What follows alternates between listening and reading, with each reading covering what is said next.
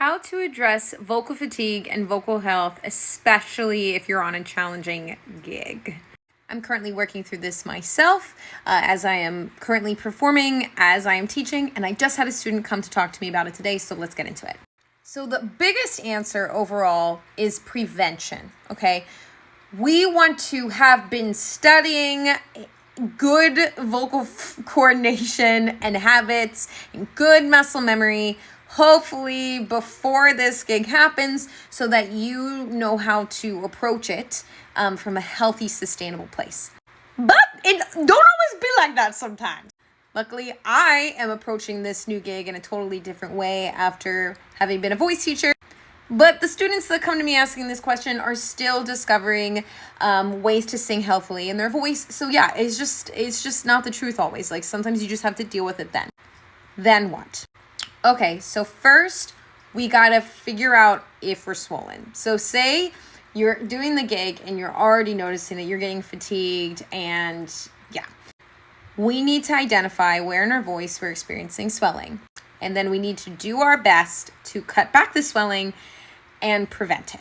Okay, first of all, the swelling test, there's the happy birthday test, which I've made another video about, where you, at the first thing when you wake up, you sing happy birthday in little increments and going higher in your voice very quietly. And if you notice that you're unable to phonate or make sound, that means that you're probably swollen. Here's an example of that test. Happy birthday to you. Now, being swollen might sound like this.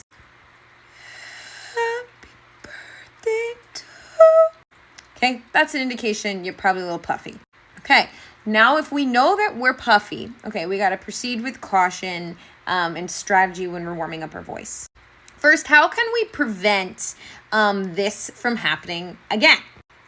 Here are 3 things that you can do throughout your day up until your show to hopefully make swelling go down and have it not continue to happen. A, watch your volume. Talk less. And talk less loud. Even if that means bringing your volume back like a half a decibel. My God, just bring it down. Bring it down. Are you talking loudly unnecessarily? Are you talking excessively unnecessarily? Because a lot of vocal fatigue actually stems from talking more than singing, more often than not.